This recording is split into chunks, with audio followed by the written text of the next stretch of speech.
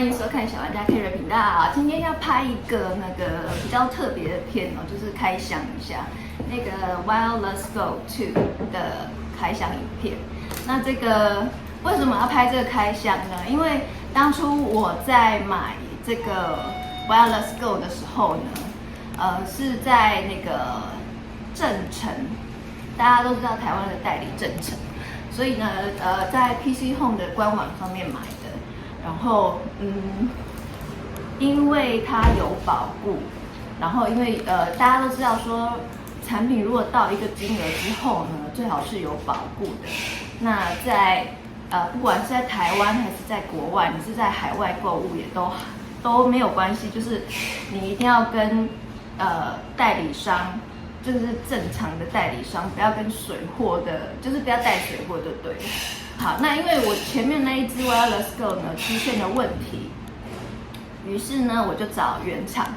然后写信给原厂。那在台湾的话呢，因为我的 Wireless Go 有在正成集团的网站上面做注册，所以呢，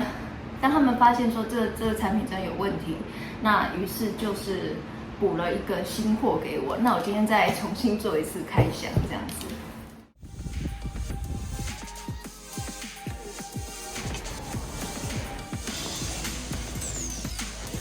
This is Traveler Carrie's channel.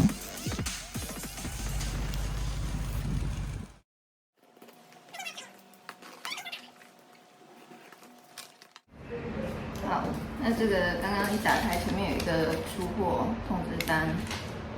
然后在那个维修的时候，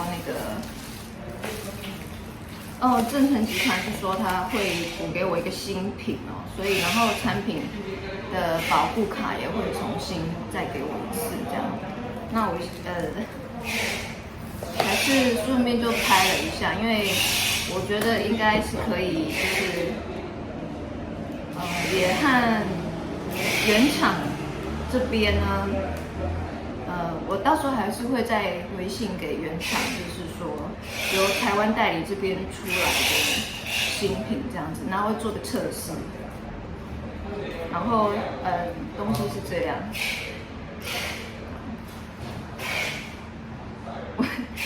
有人问我说是不是不相信那个台湾代理？其实我也不能说是不相信台湾代理，就是反正既然他补了新品过来嘛，那照理说我也是要做一下测试，那以免说就是发生一些争议。看这个看起来是应该是。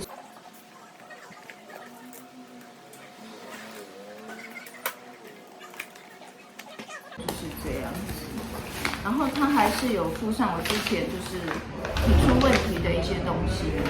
然后还有我们跟原厂跟台湾代理商购买的时候呢，大家都一定要留着那个购物清单，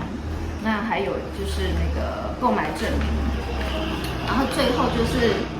保证卡的部分一定要留着，那以免说当你这个产品真的发生问题的时候会找不到人。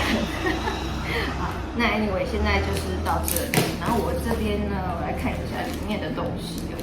好，它一样就是有 Type C 的线哦，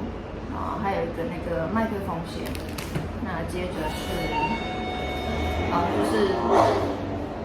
产品来的时候它会有一个那个袋子。然后接着呢就是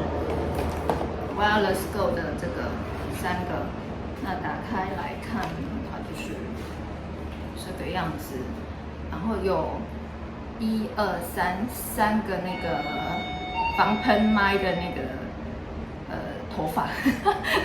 防喷麦的这个叫什么海绵这样子，然后再来是就是新的机器这样子，1对2啦，就是2个麦克风跟1个主机这样子。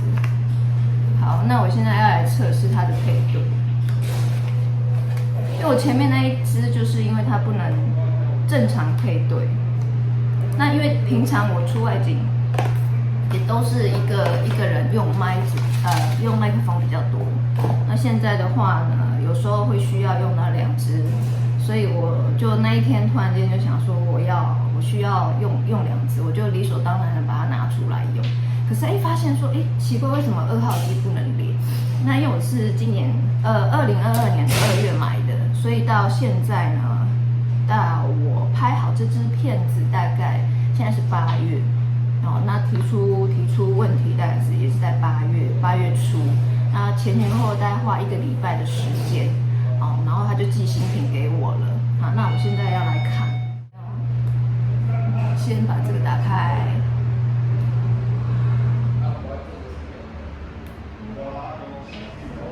现在看起来是这样，然后打开的时候它会一直闪，一直闪，因为找不到它的那个配对的妈妈。好，那现在2只都在闪哦，然后再把主机打开。